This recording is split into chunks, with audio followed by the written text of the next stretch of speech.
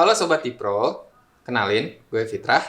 Kali ini Dipro punya channel khusus nih buat podcast yang bakal ngebahas tentang berbagai macam topik yang menarik. Sekarang gue lagi ada di Kontimoto Jakarta.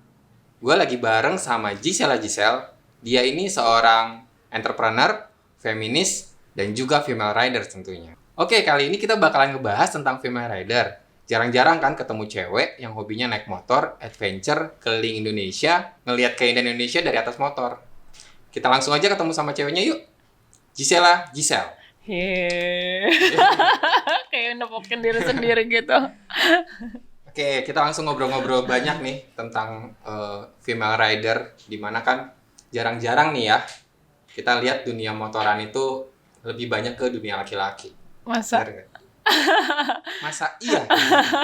Kan kurang Iya. lebih kalau di Indonesia kita lihat motoran itu banyaknya berhubungan sama laki-laki. Gitu. Kalau menurut Kak Gisel sendiri ini gimana? Eh, banyak orang yang bilang dunia otomotif itu dunia cowok. Ya mungkin ya, karena stigma perempuan itu lebih ke yang lembut-lembut ya kan, terus yang halus-halus ya, pokoknya yang bagus-bagus gitu. Bukan berarti otomotif itu nggak bagus. Tapi belakangan ini dari populasi cewek sama cowok aja, cewek kan lebih banyak nih. Dan perkembangan motor di dunia perempuan juga makin pesat karena ya banyak hal. Faktornya pas lagi pandemi kayak gini aja, kayak misalnya gaji dipotong setengah gaji, ada yang ini ada yang itu, nggak boleh pakai kendaraan umum. Itu kan salah satu kayak semacam pilihan kendaraan yang paling irit, yang paling bisa mandiri itu kan motoran.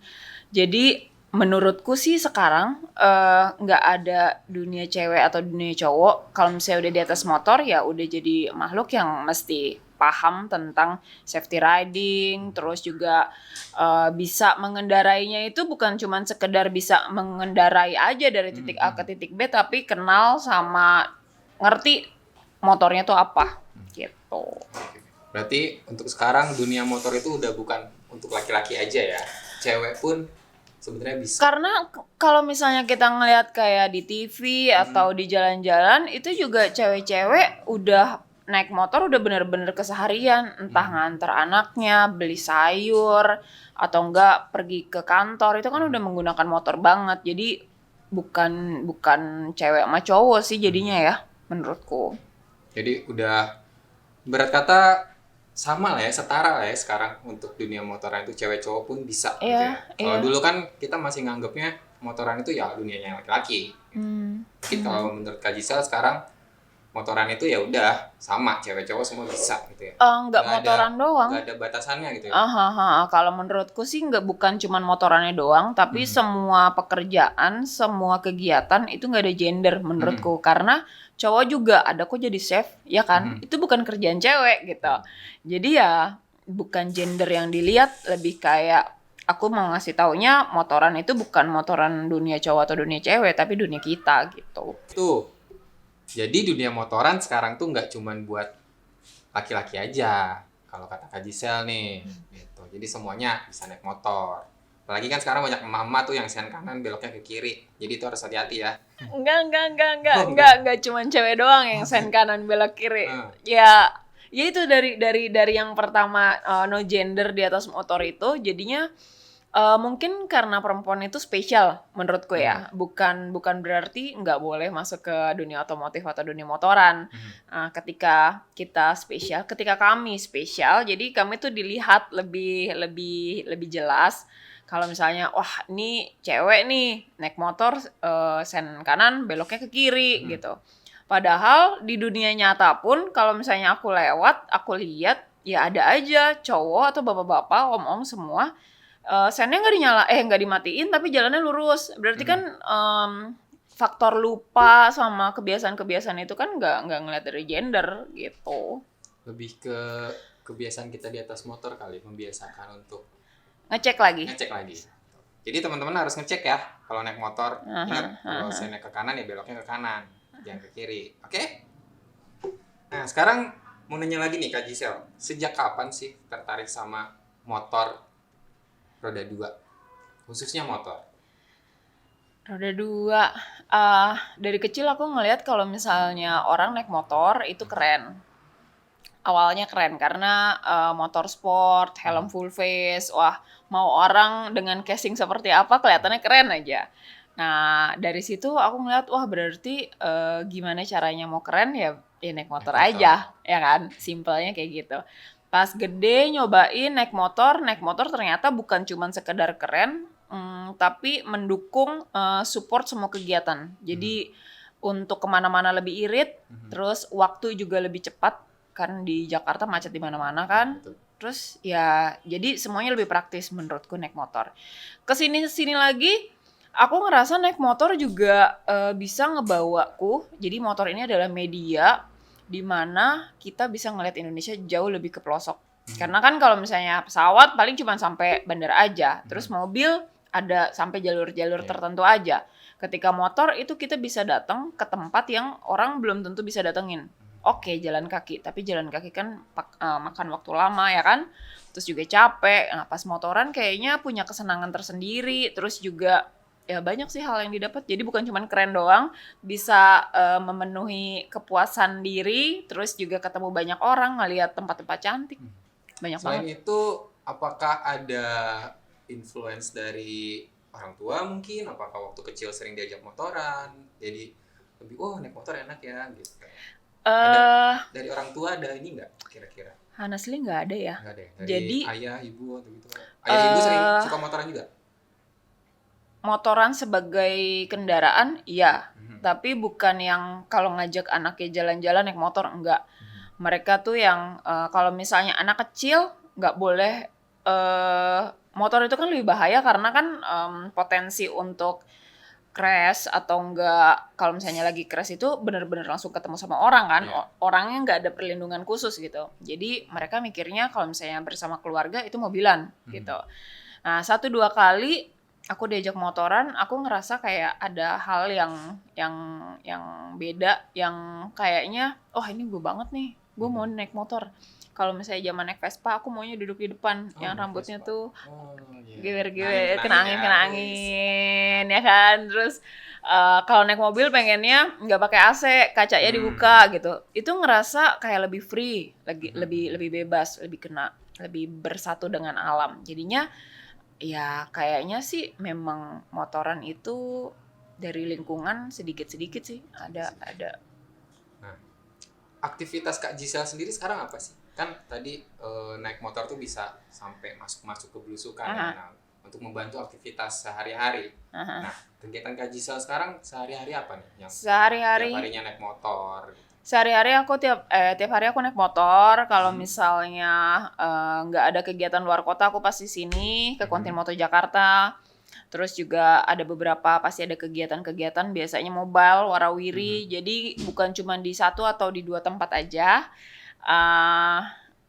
Jadinya ya dengan naik motor itu benar-benar bisa waktunya dari sini ke rumah sekitar 13 kilo. Kalau misalnya naik mobil itu bisa 1 jaman. Sekitar 1 jam, ya kan? Belum macet, belum ini, belum itu. Naik motor 30 sampai 40 menit. Jadi kan aku punya hemat waktu 20 menit. Itu bisa ngapa-ngapain. Kadang-kadang juga dipepet-pepetin biar waktu istirahatnya lebih banyak atau waktu ngobrol gininya lebih panjang gitu. Tadi kan Kak Gisel sempat bilang pernah naik Vespa ya? Waktu kecil itu. Waktu kecil pernah naik Vespa. Berarti udah pernah nyobain motor apa aja sih selama itu? Selama ini. Kalau waktu kecil Vespaan itu masih boncengar. Jadi cuma diboncengin doang. Duduk depan, duduk belakang, Vespa klasik. Sekarang ini aku belakangan ini malah baru nyobain bawa Vespa. Benar-benar Vespa klasik yang ngegas sendiri itu baru belakangan ini. Tapi kalau misalnya ditanya udah nyobain motor apa aja, lumayan banyak. Tapi memang belum semua. Kalau misalnya mau di kelompok ini apa ya? CC kali ya? Iya, CC. CC aku dari 70. CC 70. Itu ada yang ada Jul ya, kita nyebutnya dulu. Bebek 70. Iya, bebek 70 sama yang paling gede 1800. Motor apa itu 1800? Kayak mobil. 1800, iya kayak mobil banget, kayak Aha. jet ski gede. Oke, jet Itu ski. brandnya dari Honda. CC 1800 itu Goldwing. Banyak kokpitnya tuh banyak banget pencet-pencetannya. Kayak pesawat ya. Kayak pesawat banget ya. Dan dari semuanya itu kan motor touring, terus motor adventure juga aku udah pernah nyobain, motor trail, motor custom, masing-masing semuanya itu punya sensasi berkendara beda-beda. Terus juga karena nggak 100% motor itu yang standar pabrik, jadi ada yang udah di custom sesuai sama yang punya aku coba pakai. Itu juga beda-beda lagi rasanya, si karakter yang misalnya sama motor tapi punya si A sama punya si B itu udah beda juga. Jadi ya seru aja. Seru banget malah, bukan seru aja. Gila ya, cc motor sampai 1800. Udah kayak mobil. Tapi paling gede berapa ya? Kayaknya Paling gede kalau aku tahu kayaknya baru denger sih 1800. Ada lagi yang lebih besar? Kayaknya ya, aku juga masih kalau belum. Harley gitu? Ya masih sering. Ketek ring. Ya banyak sih, banyak Pernah yang nyobain seribuan. Harley aku belum. Udah Harley polisi gitu. Ya udah. Yang ada side box-nya. Ya. Cuman kan Harley ada juga tuh yang tombol-tombolannya. Banyak. Kadang-kadang kalau gue lihat di jalan nih, Harley itu ada yang nyalain musik tuh. Iya. Gitu. Itu beneran ada musiknya? Iya beneran. Jadi Lucu kayak ya? Kayak odong-odong. jadi mungkin ya karena ya aku juga nggak ngerti ya maksudnya kenapa ini motor ada speakernya gede terus bisa nyalain musik juga biar semua orang denger, padahal sekarang ini helm ini kan udah ada intercom. Bisa dengerin musik, bisa ngobrol, bisa apa, ngapain dipublikasikan. Tapi nggak tahu juga sih apa karena memang teknologinya kan sebelum ada helm mungkin kan, sebelum ada intercom itu. Keren ya, cewek naik motor Vespa klasik ya. Vespa klasik ya. Yang mindahin giginya pakai di tangan ya. Kayak bajai. Kayak bajai betul. Sampai motor yang gede 1800 cc yang ada tombol-tombolnya. Tadi nyebutin Honda juga. Wah, Honda nih harus kasih sesuatu nih buat Kak Gisel. Ya kan nggak mesti, karena kan banyak brand yang ada di Indo sama yang kadang-kadang nggak ada di Indo tapi dimasukin importer umum ya. Jadinya ya banyak brand yang aku cobain nggak cuma sekedar Honda, Vespa juga iya. Motor-motor sport dari yang Kawasaki juga bagus. Terus Suzuki kemarin aku sempat nyobain Satria yang 2 tak yang udah tahun lama. Banyak juga Royal Enfield. Terus motor kenceng ya itu Suzuki. 2 tak ya? 2 tak betul. Itu 2 tak biasanya ngebul-ngebul. Iya. Tapi kenceng itu. CC yang 4 tak aja biasanya kalah tuh sama 2 tak. Benar nggak? Iya. Jadi kalau misalnya mau ngebahas 2 tak dan 4 tak, 2 tak itu kan pembakarannya sistemnya cuma 2 langkah ya. Tak udah jadi tenaga. Ketika 4 tak kan mesti 4 kali baru jadi tenaga. Jadi setidaknya kalau misalnya pikir bodohnya, ketika CC 152 tak standar, sama-sama standar, balance-nya sama yang di 300 dong. Ya kan? Kalau misalnya mau hitung-hitungan kayak gitu tuh yang 2 tak sama 4 tak.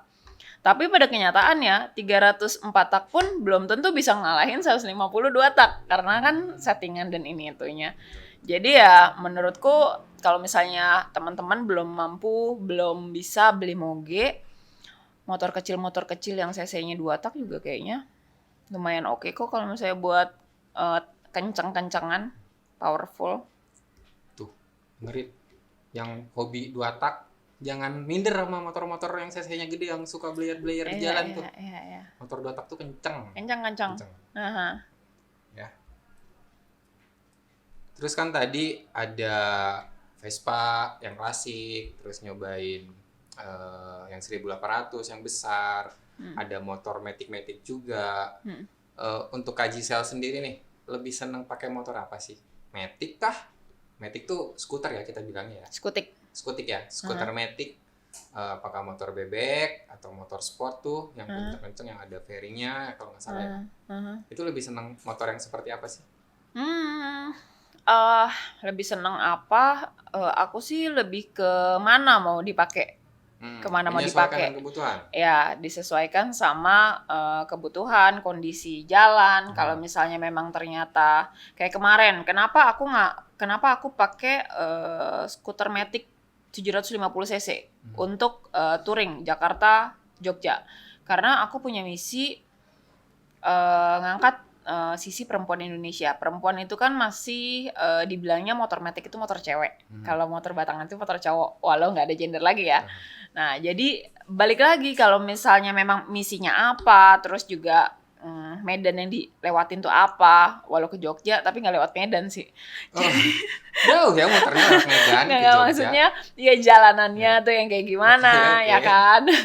Jadinya ya kalau misalnya mau terabasan masa iya sih pakai motor fairing. Kalau misalnya mau apalagi kalau misalnya tur kota ya pilih-pilih aja. Jadi lebih ke yang sesuai itu biasanya yang emang bikin Berarti selama ini motoran maksimal. lebih menyesuaikan dengan kebutuhan aja ya. Kita jalannya mau kemana, pakai motornya seperti apa. Dalam kota pakai Matic kecil juga oke kok, ya kan? Buat selap-selip, kalau misalnya macet, bawa barang gitu.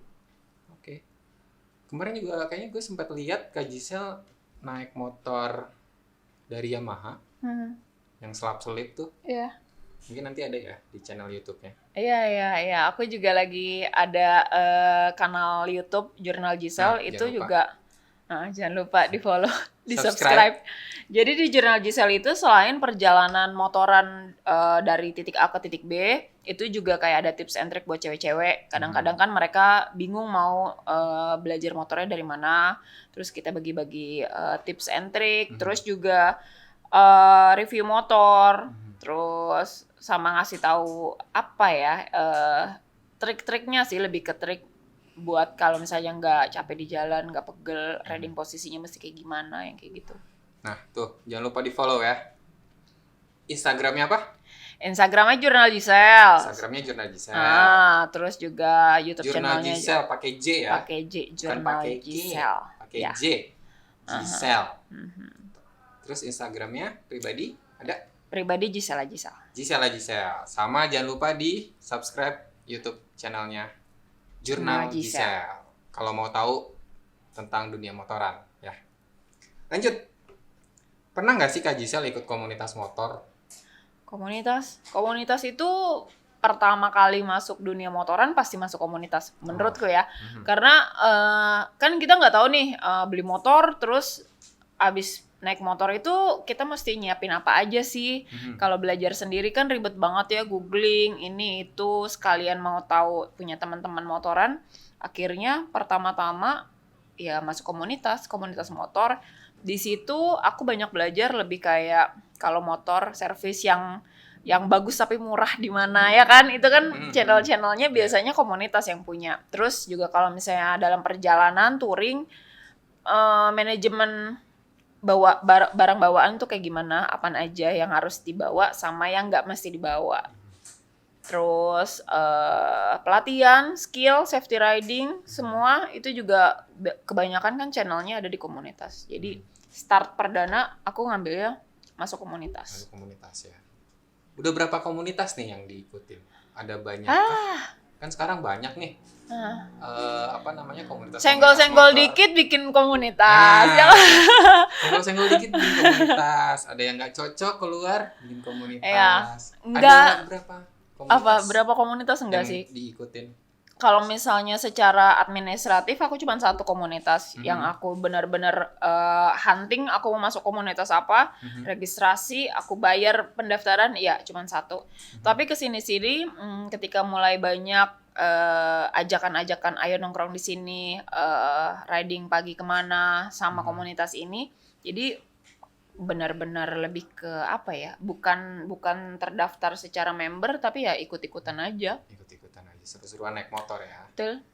Terus kan kalau di komunitas itu kebanyakan cowok nih biasanya. Kan tadi ya seperti yang kita pertanyaan pertama bahwa dunia motor itu identik dengan dunia laki-laki. Ketika ada seorang perempuan masuk di sarang penyamun, itu gimana tuh reaksinya? Gimana? Cewek gitu kan masuk ke ya aku dapat sih poinnya. Pertama-tama ya pasti ya spesial itu sih, lebih kayak ada oh Giselle jangan di belakang, di depan aja, ada perlakuan khusus.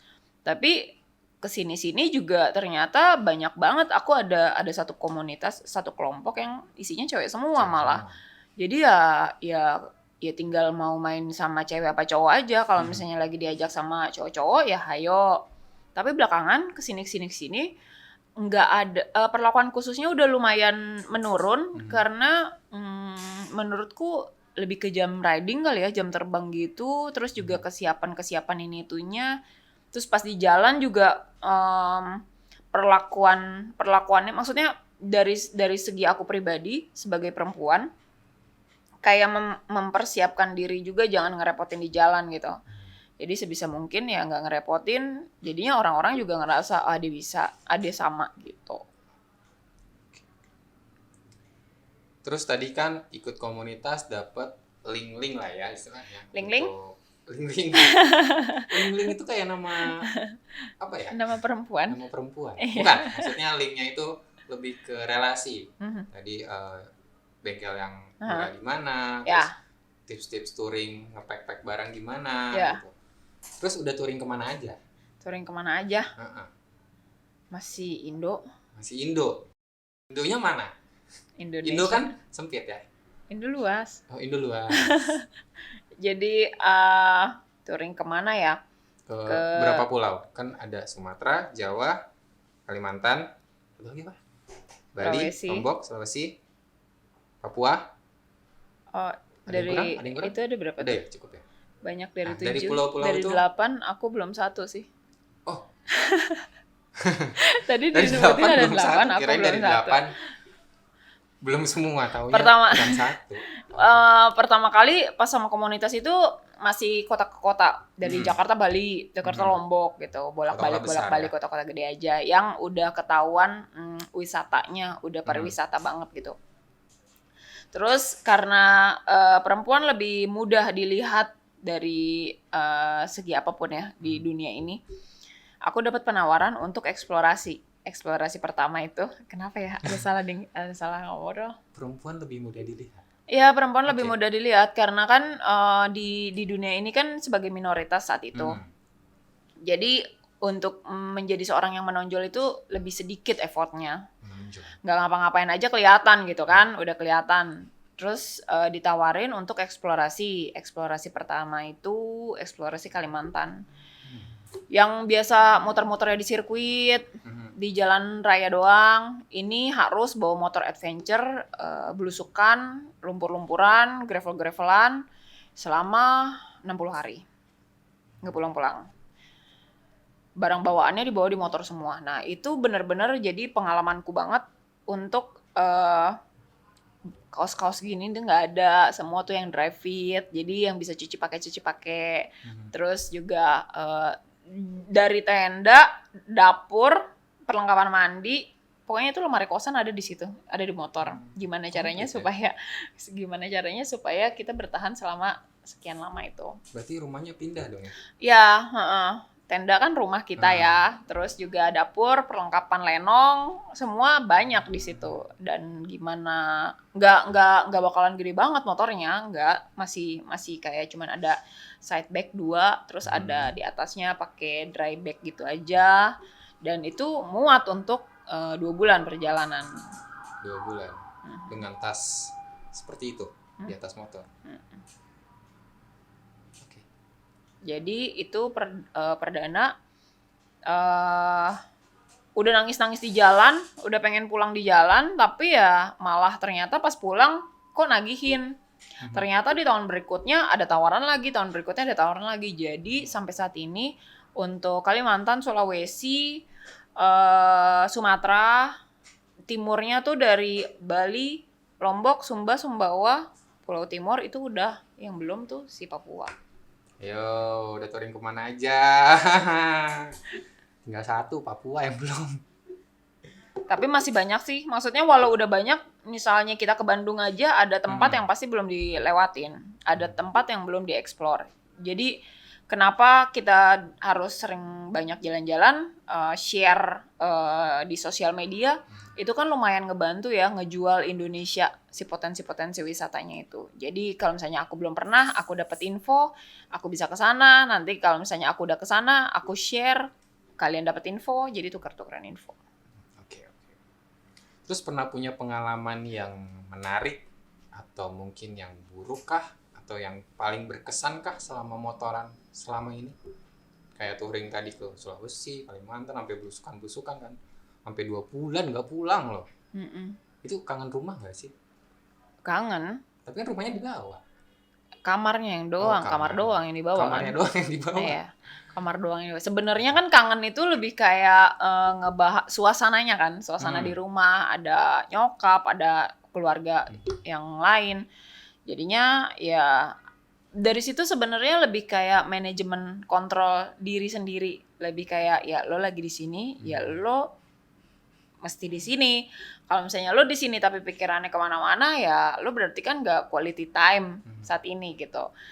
Banyak banget pertama-tama tuh kayak homesick, uring-uringan gue mau pulang ini, tapi kerjaan belum selesai. Terus juga nggak mungkin banget satu orang dipulangin, terus motor mau diapain? Ya lo pasti nanti bakalan balik lagi nyelesain lagi sendiri. Masa iya gue sendiri gitu. Jadinya ya kita berangkat bareng, pulang bareng. Di rumah ya sekarang ini menikmati kesenangannya sama orang rumah. Kalau misalnya lagi traveling ya traveling. Sampai-sampai di satu titik di pedalaman Kalimantan sana, hutan semua, udah berapa jam nggak ketemu sama mobil, nggak ketemu sama kendaraan di hutan tengah malam. Di situ tuh yang kayak gue kangen macet, ngelihat gedung-gedung. Terus di hutan nggak ada macet ya? Nggak ada macet sama sekali, malah horor kan. Jadinya pas aku ke pedalaman ya aku menikmati pedalamannya.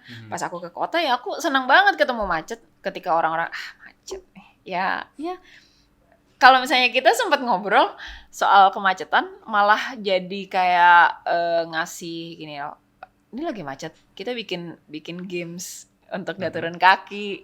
Terus kita bikin slip gimana cara masuk enggak tanpa kena sama kendaraan lain, tapi nggak turun kaki. Itu kan malah challenging ya. Jadi skillnya kita nambah, terus kita dapat kesenangan, ya kita juga enjoy jalaninnya. Jadi itu benar-benar pengalaman yang terlupakan kah? Tidak terlupakan? Yang nggak terlupakan tuh banyak. Dari sekian perjalanan. Kita kan mau kenal sama orang tinggal ajak aja ya, comot kita ajak nih. Bisa nggak sih diajak susah bareng? Udah nih. Siapa yang mau dicomot?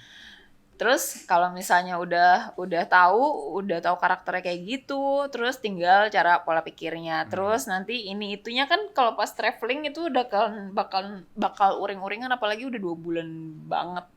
Nah, biasanya ketahuan teman atau nggak teman tuh dari situ. Pas traveling ya? Pas susah deh, pas perjalanan susah, yang ditinggalin di jalan karena kehabisan bensin pernah, sampai nangis-nangis juga pernah, terus harus ngejalanin motornya tuh bener-bener udah kayak donat, lumpur semua, spakbornya tuh masih dibuka, kalau enggak tuh nyangkut si lumpur pekatnya itu. Yang nangis-nangis yang biasa dia kalau disentul kan itu aspal ya, segeradakan sentul juga kan tetap aja itu aspal ya. Jadi masih gampang gitu. Ini tuh yang jatuh bangun bolak-balik, sekali 2 kali masih ketawa-ketawa. 5-7 kali itu kan udah ngos-ngosan, udah mau nangis kan. Jadi ya seru banget. Banyak lah ya pengalaman yang tidak terlupakan banyak banget selama touring ini. Jadi teman-teman banyakin touring. Turu miring. Kalau kata Kak Gisel turu miring. Enggak, touring. Jalan kemana gitu. Biar fresh. Gitu. Selain biar fresh, kalau misalnya kita kemana-mana tuh banyak banget pelajaran yang kita dapat dari ketemu sama orang.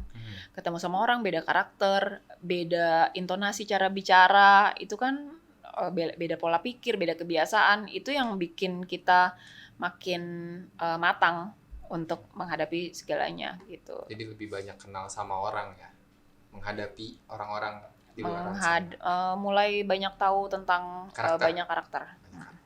Jadi harus banyak ketemu orang, jangan di rumah doang. Tapi ketemu banyak orang kalau misalnya nggak belajar juga sama aja sih. Harus belajar, ketemu orang dan belajar.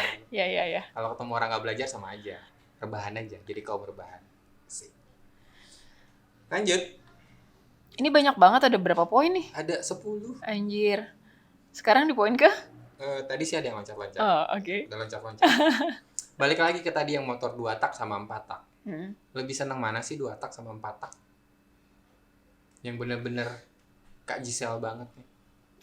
Ya tadi balik lagi sih, kalau misalnya kantongnya belum bisa pakai moge, pakai mocil, ya 2 tak itu udah lumayan jadi surga para motor kecil. Karena buat teman-teman yang suka kecepatan sih ya, kalau misalnya teman-teman yang sukanya santai ya jangan yang 2 tak juga, lebih boros jadi hitungannya kan. Gitu. Tapi kalau misalnya memang suka kecepatan, terus kantongnya juga lumayan bisa memenuhi, ya moge masih aman. Jadi menyesuaikan dengan kantong ya. Semuanya tuh menyesuaikan, kayak tadi ditanya motor idaman, motor apa? Motor yang sesuai sama dunianya, dunia adventure ya motor adventure, dunia balap ya motor racing, jadi sesuai dunianya. Nah, ketika mau motor 2 tak atau 4 tak juga ya jadinya semuanya tuh menyesuaikan sih. Nggak ada yang plek. Menyesuaikan dengan kebutuhan ya. Dan juga dompet tentunya. Dompet.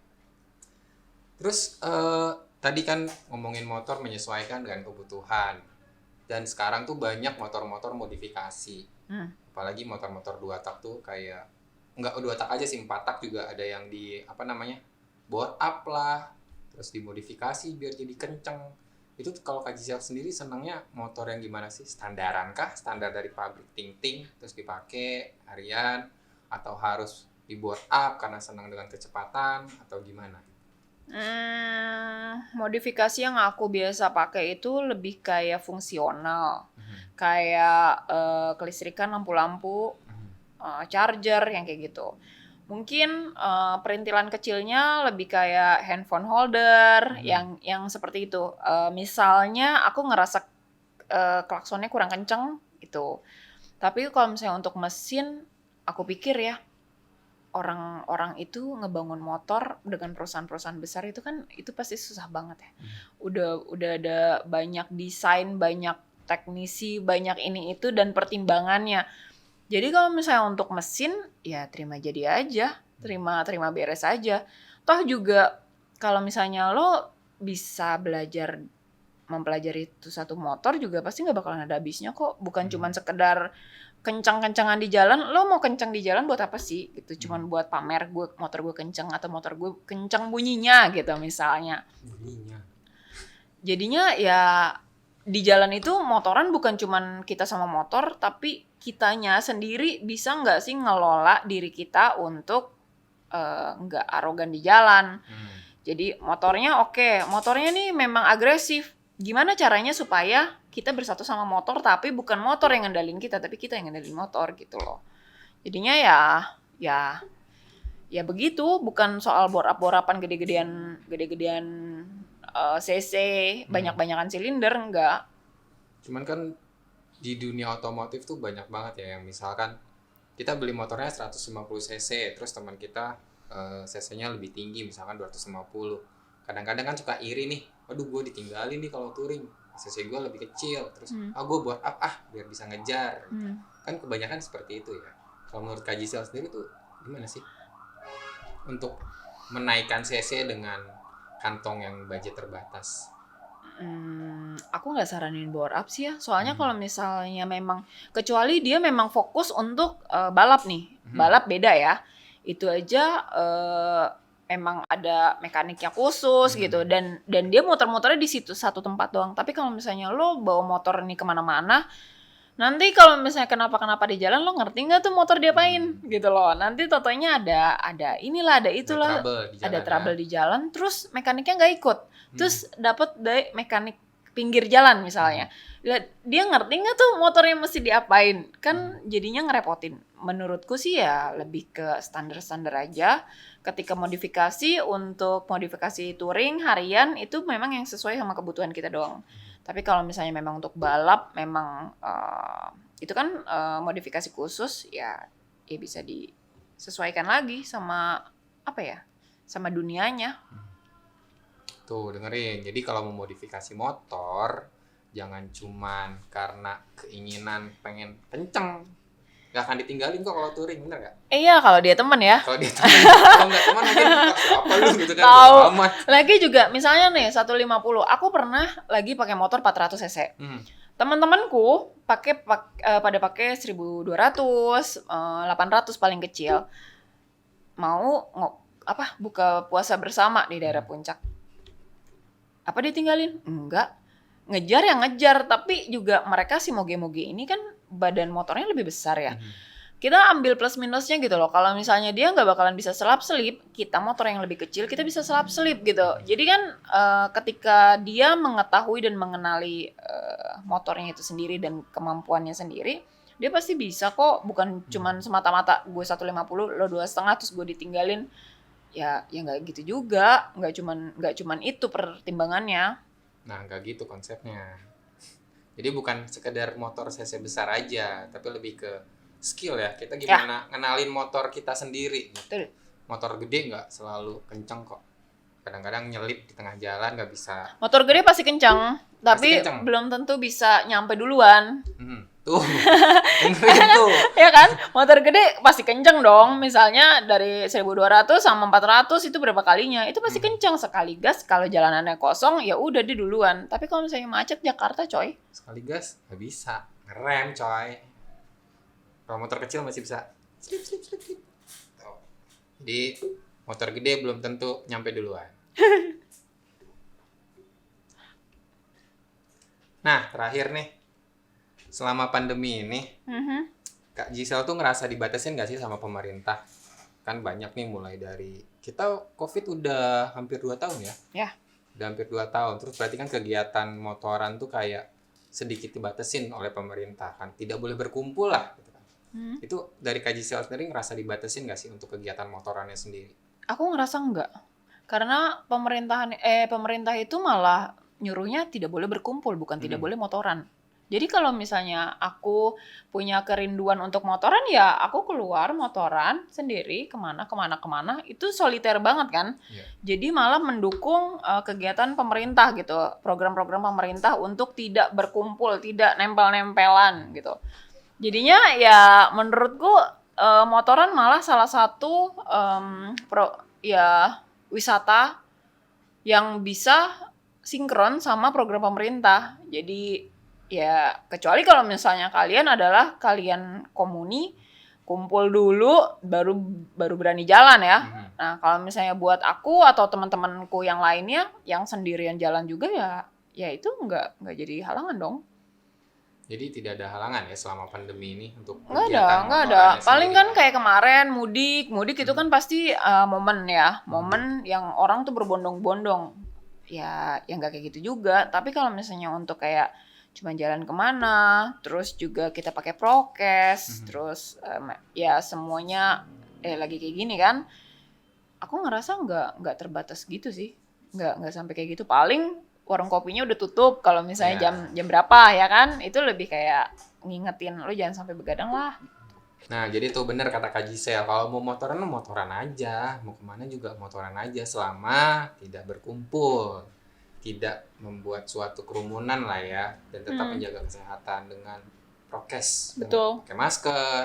Rajin cuci tangan pakai sabun. Nah, kan pakai sarung tangan tuh. Kalau misalkan nyampe tempat kopi, ya cuci tangan lah pakai sabun, atau bawa hand sanitizer, atau bawa tisu basah biasanya. Kalau gue bawa tisu basah biasanya, sama hand sanitizer juga. Jadi selama pandemi, motoran masih aman. Selama tidak berkumpul. Terus kalau kopdar gitu, sering diajakin nggak? Kan berkumpul. Jarang kopdar juga sih. Jarang kopdar. Ya jarang kopdar. Memang mungkin ketika ada event, ya eventnya terbatas. Yang cuma 20 orang aja. Tapi ruangannya lumayan luas gitu. Terus juga itu pasti eventnya ada misalnya sharing atau apa, ada sesuatu yang spesial, bukan cuman kopdar duduk ngumpul, ngobrol, ngopi gitu. Jarang sih. Jarang. Jadi lebih motorannya ya udah aktivitas sehari-hari. Kalau misalkan Independen soalnya kan. lebih ke independen. Independent woman. Asik. Gitu. Oke, teman-teman. Mungkin kita ngobrolnya udahan dulu. Nanti kita sambung lagi, kita ngobrol-ngobrol lagi sama Kak Gisel. Kalau mau tahu lebih lanjut kegiatannya Kak Gisel apa aja, monggo di-follow Instagramnya Kak Gisel di Gisela Gisel. Ya, di Gisela Terus Gisel jangan lupa sama Jurnal Jurnal Gisel. Gisel sama channel YouTube-nya Jurnal Gisel. Kalau mau tahu kegiatan touring kemana aja, terus Ya, ada apa lagi di ada tips channelnya? and trick, Ada terus tips and trick. Ada review Ada motor. review motor. Ya sih, sampai Ya, saat kurang ini lebih. masih itu. Di subscribe aja channel YouTube-nya ya. Mhm. Oke teman-teman, obrolan kita cukup sampai sini. Nanti kita obrolin lagi tentang dunia otomotif, dunia yang lain-lain juga di podcastnya di Pro Entertainment. Balik lagi nanti sama gue, Fitrah, yang bakal ngobrolin banyak hal. Ya, see you, bye-bye.